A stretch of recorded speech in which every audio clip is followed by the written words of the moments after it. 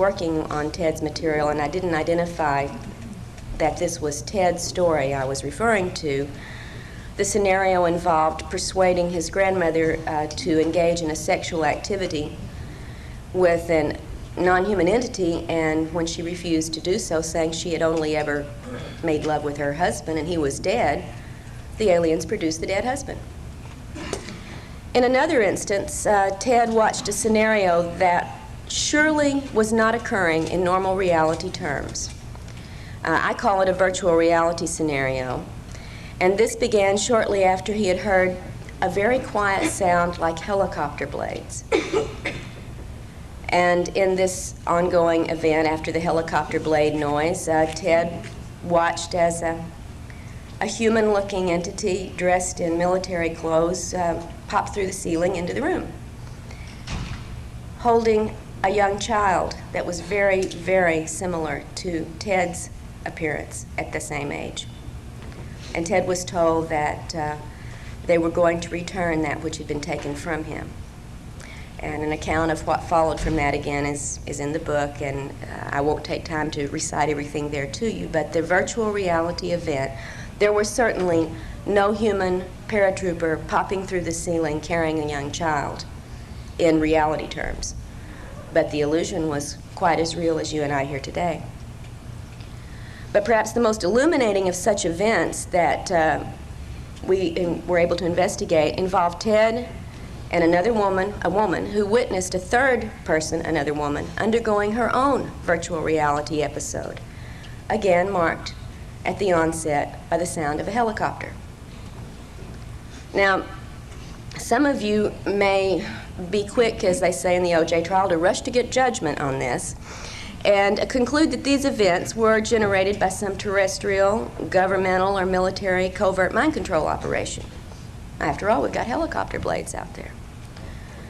But it should be noted that only the targeted person in these events heard the helicopters, while others in the same house or same room did not. I don't think our terrestrial helicopters are that selective in the noise they generate. I believe now that the reported and confirmed details in all of these reports are strong evidence against accepting consciously recalled alien encounter reports at face value because of the illusion capabilities, because of the screens, and because of the virtual reality technology that we have witnessed being manifest by these entities.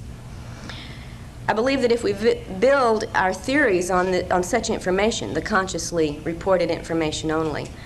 we're building on sand, on illusions that the aliens create for us, and I think to confuse and mislead us. Now, this is not to say, however, that all alien encounters are virtual reality events, because there is also plenty of very strong evidence for the physical nature of many of these encounters. So to be perfectly objective, the definition of abduction would have to include any event or scenario that is generated externally for the targeted person, whether it be a physical encounter, a virtual reality scenario, or a telepathic contact. Now, a second important discovery from Ted's investigation, and this was important at least for me, was the possibility of cloned human bodies produced by these abductors. And that's the second thing I'd like to talk about briefly today. In the mid-1970s, a memory of a childhood event surfaced in Ted's mind during the night while he was sleeping. And in an altered state of consciousness, he got out of bed and went to his typewriter in the middle of the night and wrote out this memory as a story. In 1991 and 92, when Ted and Barbara began a series of regressions, it popped up in these events, this scenario that Ted had recalled as a story, but a very different version of that basic story emerged. A version in which he went through what can only be called a horrific experience, in which his original body he perceived as being killed and taken away, and his essence, for lack of a better word, we could call it soul, energy, or whatever term one would like to use, was contained temporarily in a black box, placed on a counter, and transferred shortly thereafter into a cloned copy of young Ted's body. This was his perception of what occurred with him, and this is the first time I had ever heard of such things really in any detail. Now, when we made our external investigation, interviewing people who were part of Ted's family and friends at the times many of these things occurred, several pieces of corroborating items did come out, all of which I tried to present fully in the book, but just briefly, one of the most telling, for me at least, was interviewing Ted's mother. And at the time that Ted recalled being transferred into a different body, his mother recalled the suffering he went through for weeks afterwards, feeling that his body was on fire, having to soak him repeatedly in ice water, trying to bring him some comfort, and noting that the childhood diseases that Ted had had before the cloning recurred afterwards. Excuse me. The third point that I want to correlate with information from subsequent investigations in the accounts taken concerns the possible involvement of human, apparently military, personnel with certain abductees. Now, if nothing else, this involvement of some authoritative agency within our government should tell us that our decision-making powers that be, the structure that pretty much controls how we deal with this phenomenon as well as with everything else going on in our society, takes this phenomenon very seriously. I would guess that most of you here have already learned about the many hard pieces of evidence that do reveal the government's knowledge of and involvement with the UFO question. Such classic presentations as those in Clear Intent and Above Top Secret can point you in the direction of getting your hands on the paperwork generated by the government that makes it very clear they have involvement they have never been willing to discuss with the public. Now, the evidence for our military involvement with abductees, I will admit, is much less well documented, certainly, but for the individuals who are on the receiving end of this activity, it is very compelling and very traumatic. There are two basically different bodies of data relating to the possibility of human involvement. Now, the first body of data includes such external things as phone taps, mail interference, unidentified human agents who photograph the homes of abductees, photograph abductees themselves and follow them, sometimes even breaking into their homes, making threatening phone calls, apparently able to make certain medical records disappear,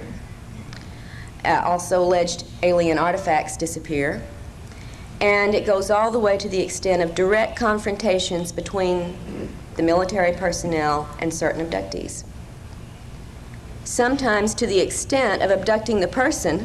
and using a number of interrogation techniques to elicit information about the person's activities with the aliens.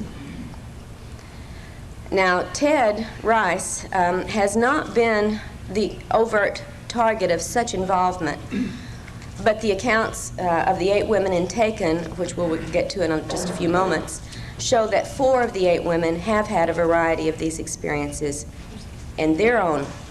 series of events. But the second body of data concerning human involvement deals with facilities, typically underground, in which aliens are often seen to be working with human, military, and scientific personnel. For me, and I think for all of us, probably the big question is whether these facilities and this level of cooperation actually exist, or if abductees report these events because they've been presented with some type of unreal scenario, much as we're presented with the showing of a movie when we go to a theater. Until we have located such a facility, externally verified its existence, and exposed the activities going on there that abductees report, this question's got to remain open. All we can say for sure is this: a number of unrelated accounts include descriptions of such facilities, usually with reference to either scientific or military activity, Although there is a third set of reports that describes something much more disturbing, and this is one of the things that turned up in the case with Ted and with certain others who are part of a great deal of investigative activity on Barbara's part and my part, that are, well, I'll just try to give you a little brief scenario of what Ted consciously recalled about this third type of human underground facility. In the mid-1980s, Ted awoke one morning with conscious memories of an altered state event that occurred during the night. He was living in Albuquerque, New Mexico at the time, and part of the journey that he recalled from the night before included flying over a fairly desert area to a remote compound where many people were herded together. He didn't remember being involved in any actual activity, but only in seeing several areas that were accessed through this above-ground compound into a large underground installation. He remembered consciously that the humans in the compound seemed extremely despondent, quite miserable, and he recalls shouting out in anger to a couple of these people sitting there, or the people who were doing the things to the humans, "You can't do that. You can't treat our people like cattle." And being outraged, entirely outraged by whatever it was he had seen, but consciously only recalling the outrage, only recalling his protest, and not recalling what it was he had seen that generated this protest. Now, this account is also included in Masquerade, and it is one of the memories that Ted and Barbara have been able to explore with regressive hypnosis after the time that Masquerade was written. So we have more information to report on this, and I'll try to make sure that the report on all of our work that sheds new light on what we've already presented in Masquerade will get out to you as soon as possible. What Ted recalled at the time of the regressive hypnosis is, without doubt, outrageous and horrifying to any human sensibility. And I would remind you that such scenarios have not yet been shown to be a factual reality. I would also remind you that Ted is by no means the only person to have remembered such details of areas like these in this underground facility in which abductees report seeing human bodies physically processed, and that very similar accounts have come from other people's conscious recollections as well as from hypnotically retrieved descriptions. If such facilities don't exist, I think that we still have a big problem in understanding the nature of this phenomenon, because we should be concerned to understand why such a grisly, horrifying illusion would be presented to so many abductees, and what purpose that could conceivably serve for an alien agenda. After drafting this initial report on the investigation with Ted and Barbara, I then became involved in the project that resulted in Taken.